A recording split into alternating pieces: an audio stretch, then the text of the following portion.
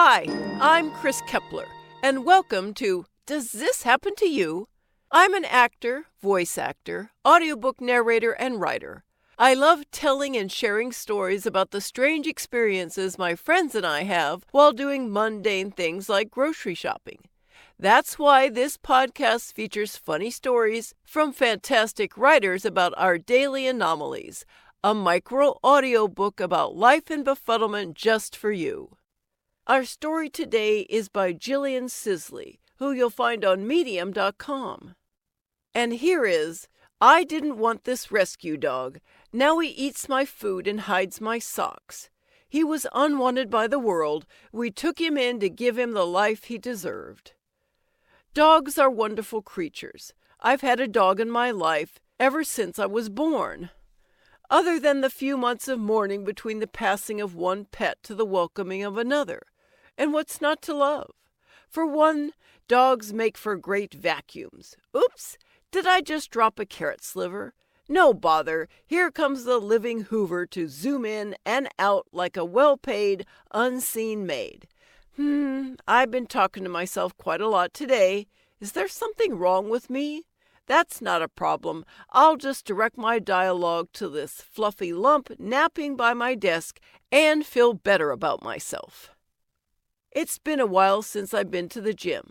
Oh, wait, but I have walked the dog every day for the last week, so that's okay. I don't feel as bad for being a suburban hermit writer. See? Dogs come in handy. There are plenty of upsides. And while the white, fluffy fur ball lying next to my desk is now like a child to me, I didn't ask for him. I didn't even want him. My partner and I weren't ready for a dog. We had plans to travel for a year down the road, and the logistics side of having a dog was simply too difficult. We, quite responsibly so, contained our dog fever, like having baby fever but for dogs, and continued forward with life. One day soon, we would say. Soon would come much sooner than we anticipated. We saw the beginning of the end from the very beginning. When my fiancé's family member originally told us she was getting a dog, we both told her it was a bad idea. We told her that she had no clue how much work it would take. We told her she wasn't prepared for the commitment, because we knew her, and we knew the dog was just going to be a living thing to curb her loneliness until another man came along to shower her with affection. We begged her to give it 12 months to consider whether she was ready for a 15-plus year commitment of taking care of another living thing. That said, we weren't at all surprised when, only a few weeks later, an 8-week-old Shih Tzu was snuggled into her side like a childhood stuffed animal. He was named Berkeley. It was even less of a surprise when this family member started a new relationship less than a year later and began to resent her furry little friend. What a nuisance that he had to be fed and bathed and needed new pee pads put out for him every single day because she refused to take him outside multiple times a day to go to the bathroom, particularly not in the wintertime when it was just too cold. And walking him? Well, to be honest, that didn't happen all that much. If she wanted to sleep over at her boyfriend's place, well, my fiancé got a call to drop by and feed the dog. If she was headed out of the province to spend a weekend with her boyfriend, guess who got the call? Yeah, I'm sure you see where this is going. The family member decides she's going to move a few provinces away to be with her boyfriend full time. She makes a joke of gifting us the dog as an engagement gift. We're not laughing. We can't afford a dog right now. We can barely afford our mortgage. My fiancé tells her firmly, "You're taking him with you when you move, right?" "Oh, yes, of course. I can't imagine leaving him behind." I prophesied to my fiancé an hour later in private by saying, "You just wait. She's going to dump that damn dog on us." "No," he began, brushing me off. "She wouldn't do that."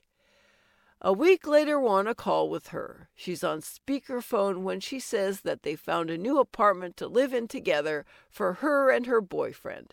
I look at my fiancé with panicked eyes. He doesn't understand why. I start frantically pointing at the cell phone and flailing my arms like a lunatic so that I could prepare him for the atomic bomb I knew she was about to drop on us. He still doesn't understand what I'm trying to communicate in time to prepare himself. His fault. I kill it at charades every party we go to. She takes a breath and tries to deliver the news rather flippantly. Only problem is the apartment isn't pet-friendly. My fiancé looks at me. I nod knowingly, like a wise Jedi. I tried to tell him, after all. I could hear this coming from a mile away. He clears his throat. But then what are you going to do with the dog? She seems distracted as she's talking to us, as if she's not discussing the uncertain future of a precious creature, but rather what she's planning to have for dinner that night. I don't know. Probably just post an ad for him on Kijiji, Craigslist, or something. A dog is a massive responsibility one should not take on lightly.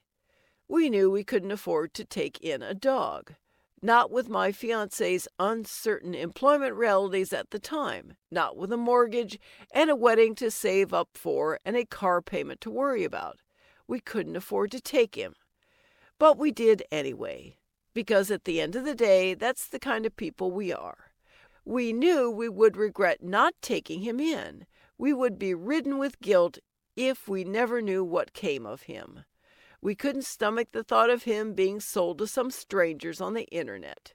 He hadn't done anything wrong. He didn't deserve to be abandoned.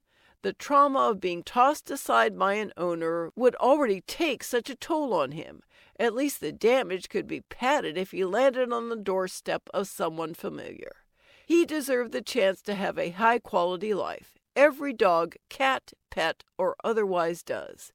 And so for these last 8 months, I've been mom to a high-maintenance Shih Tzu named Berkeley with his massive underbite and his dopey face.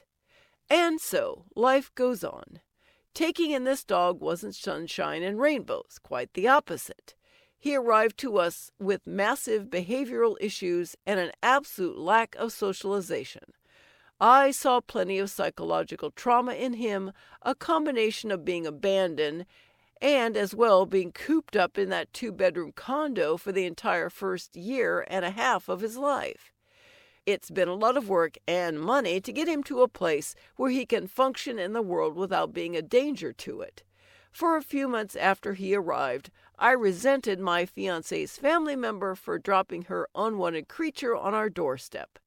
Then one day, it just became the way it was. We accepted it.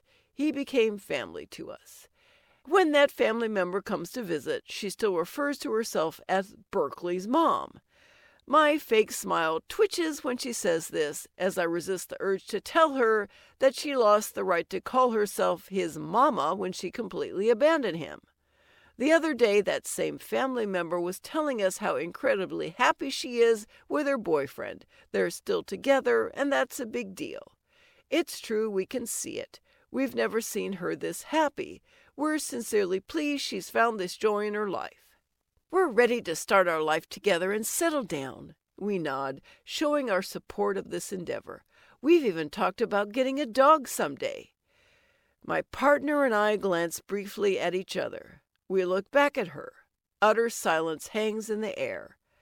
I remain quiet, saying a silent prayer and hoping that day never comes. Because we definitely can't afford to support 2 dogs on our current income.